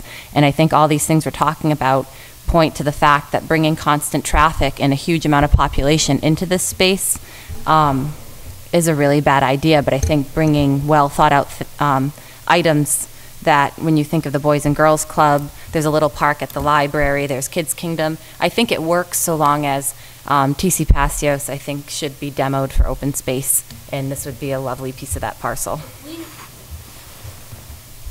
Complete Streets, you said, has something on Memorial Drive on there. Mm-hmm. I think it would be logical next step for at least the Parks Commission to have an open dialogue, us as a commission have a dialogue with the senior center with the size that we're talking about, because things change over the months, and see if they have any new concerns over parking. I think we were so flabbergasted at how well you guys did with the presentation that I think it's easy to say we absolutely support you in the moment, and then we go home and we think about questions and we have concerns. So I think it's logical, next step would be for Parks Commission to have a conversation with the senior center to see if anything's come up, to see if they do have any concerns about parking, and if they do, bring them back to whoever, and we'll see if we can work it out and go from there. I don't say this shouldn't be, what's going to happen with TC Passios conversation. I think it just needs to be what can we support with what we have there right now. Just to touch on the parking, one last thing is, just make sure you're including your thoughts, flexible parking and when the uses kind of meet, because you don't want to size a parking lot for Christmas shoppers when 90% of the year you're never going to hit that. And there's got to be some awareness of when's the park going to get used, when's the senior center get used, when's town hall get used. I mean, there's not that many people here every day. Feels like the senior center and the skateboard park would be the same hours though, because that's packed during the day, and the skateboard park would be busy during the day. So yeah, but like probably not during school time, really-ish, and then. We're talking about in their 20s, and we're not sure. Totally unrelated, but I have a kid that used to race cars down at the place in Fitchburg. And on a random day off, he went down there, and you got a whole slew of 20-something-year-olds down there because their jobs allow this. It's the flexibility of the workplace nowadays. So you'd be surprised at how many 20-somethings may be at this park during the day. But I think that there's a way to solve it. I just want to make sure that we're, as a Parks Commission, we're not okaying this structure and then suddenly having the senior center people yelling at us. Because let me tell you, I don't want them yelling at us. I don't need the folks that have, spent the last 50 years of their life here, all up in arms because they can't find a parking spot to get into the senior center. I do think there's a compromise somewhere. I just want to make sure that it's all open and the conversation's there so that nobody is surprised. I don't do surprises. I don't like surprises. Have the seniors seen any kind of graphic like that, where they can actually see where their building is and where that opens volume is? Yes. Yep. Okay. Have they seen the iteration that we saw Thursday? They saw numerous iterations. Okay, okay. This was 6 months ago at that point. Okay. So we didn't really have, this is what we're gunning for. Mm-hmm. Like I said, this is just a popular line in the sand. Mm-hmm. So, question for you, Karen. So I know we keep talking about, here's your homework, here's your homework, here's your homework. I don't think the boys really understand. I think probably the best next step is the folks here that have concerns, if you can iterate those. Why don't I do this? Why don't I go back on the minutes? Why don't I go back when this gets broadcast?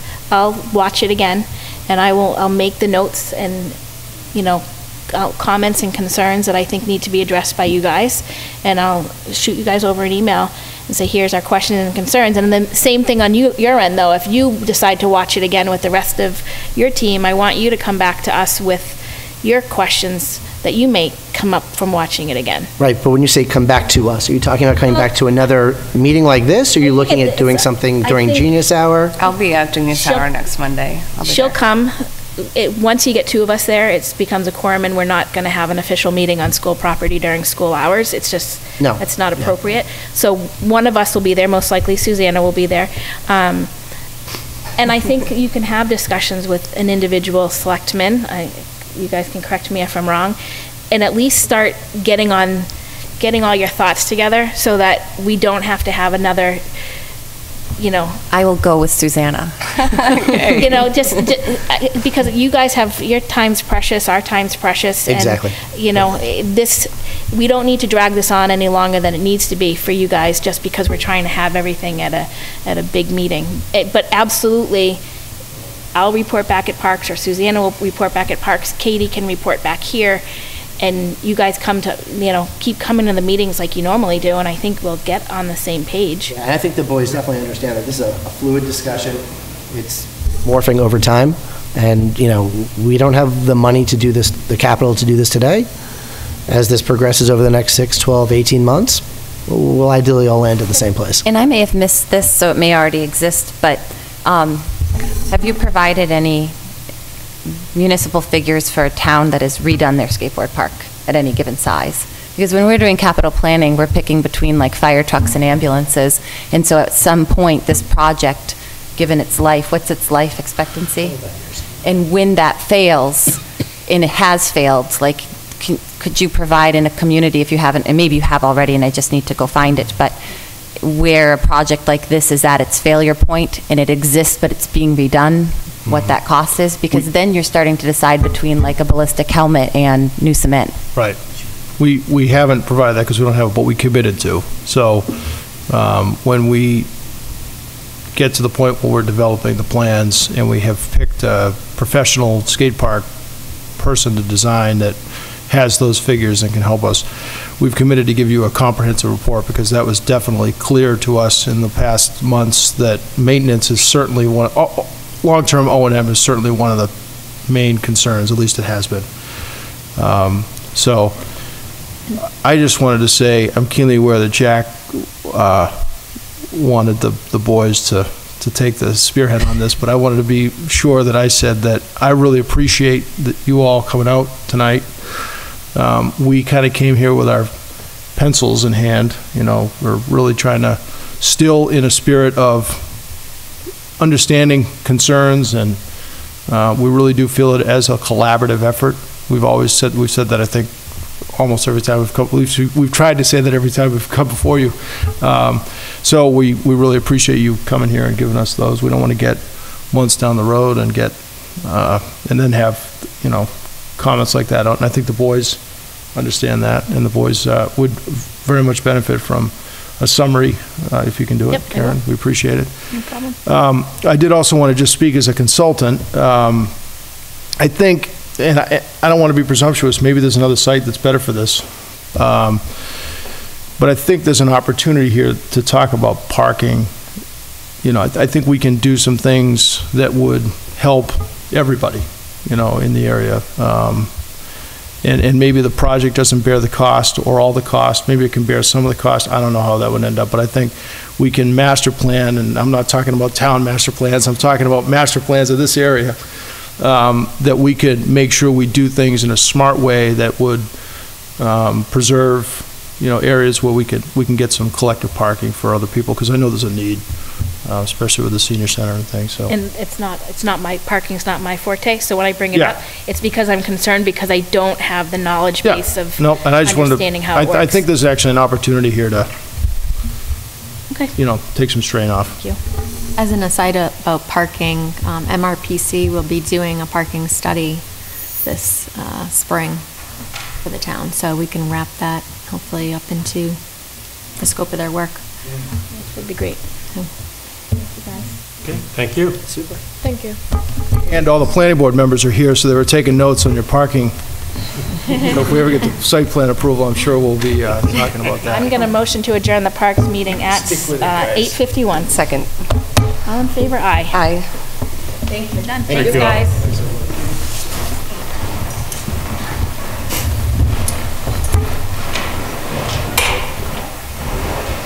Okay, we don't have any minutes. Are there any, I think there's warrants.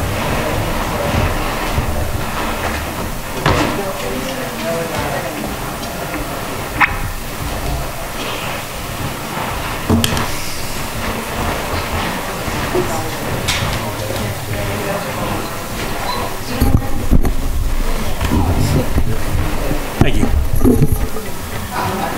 I have an accounts payable warrant in the amount of $553,525.91.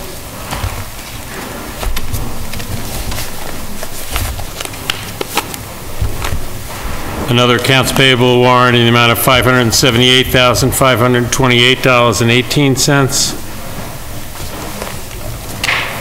And a payroll warrant in the amount of $879,649.64. Are there any action file issues? Not for me. Okay, any committee reports? Sure. I went to the MRPC meeting, or Montechusett Regional Planning Commission meeting this past Thursday. The only thing that jumps in my mind, Heather, and I know you brought it up, and maybe it's in town manager report again, but it's that Safe Walks to School program. Mm-hmm. We submitted the primary school, but they're currently accepting submissions for like sidewalk grants for any school, so I didn't know. We're getting a lot of sidewalk grant money, but the more the merrier if we're going to apply for any more. We could, the town would only be eligible, under the Safe Routes to Schools program you're talking about? Yes. Would only be eligible for the primary school location. The other two schools, the school would have to submit applications for those two schools. Okay. And they would have to be in the program at least 6 months before you're eligible for infrastructure funds or Okay, project so we funds. have in there the one that we are eligible for. Yes. Yep. Okay, thank you. You're welcome. Any- And I did relay all that to the superintendent, and I believe she's working with the principals on I think it was whether up to $1 million, Mhm. so you could get into some pretty high-end sidewalk projects, or tiny ones, I guess. I don't know. Any other committee reports? Any department reports? No. Okay. We are currently planning our January, well, we have a December 18th meeting, and then we're planning our January meetings, and we'll have to work out what the workshop is, but we've just committed the 8th for a discussion on the marijuana and the ballot question, Yes. right? And Okay. the January 15th will be a workshop on town facilities, where Okay. we were inviting APDC, Historical Commission, and Historical Society to that Okay. meeting. Is there anybody else who'd want to go? Like parks? Could we put out like it seems to cross over into Yep, everything we that's talk about. whatever the so, board- I know we need to talk to everybody, but I wanted to, if we're going to start finding common ground, I wanted to start with. We want to limit the amount of people we talk to find Well, no, I common want to ground. get I want to hone in the conversation, talk about the historical things, the historical people, and then talk about the green space with the parks. Obviously, we got to have those discussions, but I want to have purposeful conversation with the stakeholders that address those. I think it would be interesting to have some type of workshop or a charrette where we're bringing all the boards and committees together who ultimately would be part of that vision. And if we're taking out all of our time to talk about the historical significance of town center, then parks, it came up tonight, it seems to weave itself into all conversations.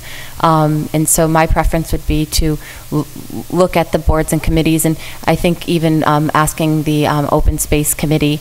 And really, I mean, open space at the charrettes we've had on this topic of town center, like on December 7th, 2017, and then the one at the senior center, I think at the beginning of this year. Open space and recreation space becomes a big part of people's ideas about town center. And of course, also woven into that is the historic significance of anything in town center. So if we're going to be having a workshop, I think it's smart to use our time to bring in as much input as possible rather than to limit it. I don't disagree that we need to talk to everybody. We do. But we need to at some point, have focused conversations with people about the importance of individual steps in the process. Just throwing everything at the wall all the time like we've been doing obviously doesn't get us anywhere. We're going to have several workshops on this topic as we approach annual town meeting. We've had a lot of workshops on the topic, and we ignore the input. We're going to have several more because it's a very significant we keep looking topic. for the answers you want. No, because you keep... I'll hold my thought. We'll work a workshop as we planned before. Okay. So our next meeting is December 18th. Is there any public comment from the public? Is there any public comment from the board? Sure. I guess I would just like to say that I feel like a very common theme tonight, and I hope people are able to see that when we have an opportunity to bring a vote, we like to question whether or not we want to, and we have the opportunity to invite other boards, we want to make sure that we don't. I think I experienced this as a citizen, but this current board seems to operate on a really small vision of what they want, and I just think any opportunity you can invite, include, and increase participation, you're going to more likely have an outcome that reflects what the town wants and not what a group does. I think it's very interesting to note, in light of the way I feel about the constant exclusion of people, is that when we were talking to the skateboard committee, the chair said that I also have plans for town center.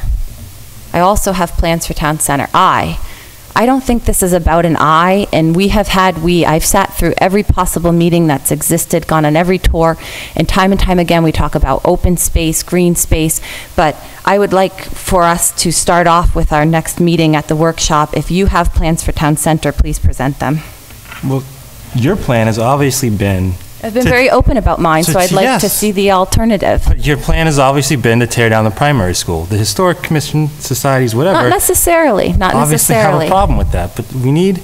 Because I saw the drawings where you had apartments where that building is, so the historical commission might not want that either. That was one of a number of sketches that were possible uses, not my thought of what should be there. Again, we need, same comment I made with the planning board earlier. You're the professionals. I wanted them to have an opinion on things. We're the ones who are supposed to form an opinion and then ask the town if they want to support it or not. If you want to have a town meeting every single week and have everybody vote on everything, I don't know what we're doing here. Voted no on municipal land conveyance on these parcels twice. So if we want to go back and look at what people said. I was talking and you just cut me off. I'm sorry. Okay. If you want to have a vote where the whole town votes on everything all the time, what are the five of us doing here? Well, just as Jamie said, in 2016, a vote was made. Well, we've had votes where the community does not support municipal land conveyance in town center, and yet we're not reflecting back on that data.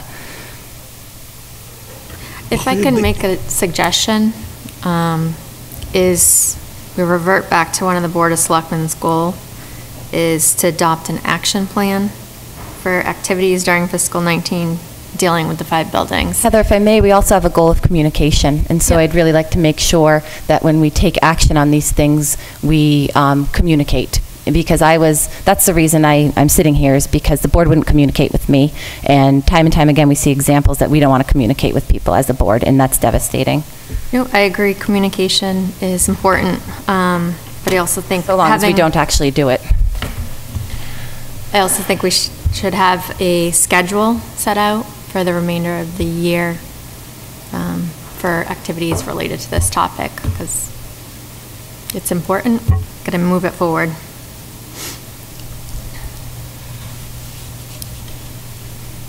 I've got no more public comment. Can I get a motion to adjourn? So moved. Second. All those in favor? Aye. Aye. Good night.